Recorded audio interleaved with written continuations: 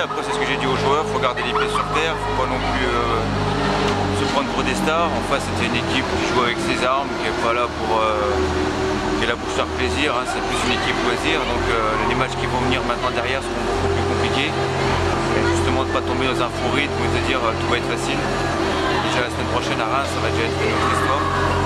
Puis comme je disais, pas se mettre au niveau des équipes. On a quand même réussi à faire encore un troisième tiers où on a continué à dérouler, à jouer notre jeu, à pas jouer un peu sur trop d'individualité. Les joueurs auraient pu un peu tous vouloir marquer des buts, tout ça, ça restait assez structuré, donc voilà, c'est le point positif. Et maintenant, il faut déjà tout de suite penser aux matchs les plus importants qui vont arriver avec des équipes avec plus de position en face. Reims trace les premières places également, ils ont pu gagner. Ouais, je pense que Reims c'est un prétendant aussi pour les playoffs dans notre poule.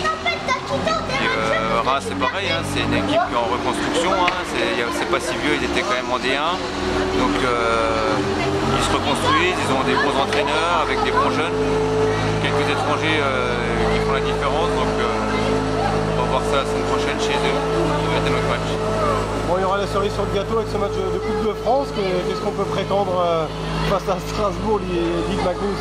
Eh ben, nous, on va essayer de faire le maximum pour notre public, pour essayer de faire un match plein. Et puis, les différences de niveau, non, quand même, Strasbourg sera largement au-dessus du lot. Maintenant, à nous de faire en sorte de pas baisser les bras et puis d'essayer d'être dans le match le plus longtemps possible. Essayer d'accrocher le maximum de temps. Un tiers après l'autre et on verra à la fin ce qui se passera.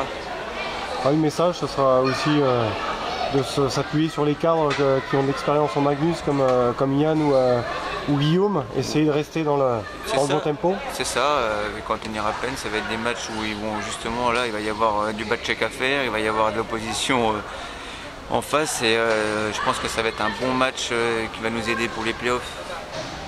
1500 personnes, on peut espérer la même affluence. Contre Strasbourg, je pense que oui, il y aura du monde parce qu'il y a les gens qui attendent, qui étaient présents pour la Magnus. Le fait de revoir une équipe Magnus à Épinal, c'est toujours intéressant. Et puis bon, Strasbourg, c'est toujours un derby qui est intéressant. Donc c'est l'équipe qui a pris votre place parmi l'élite, tout simplement. Exactement. Et puis Strasbourg, moi, je m'entends bien avec le coach là-bas. On s'appelle souvent. Et je pense que ce sera un bon match de hockey avec surtout la fête du hockey qui va gagner.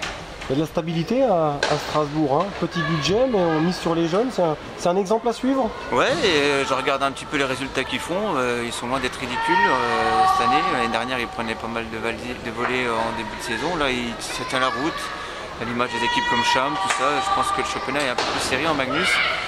Et Strasbourg qui a misé sur comme tu disais, sur les jeunes depuis de nombreuses années.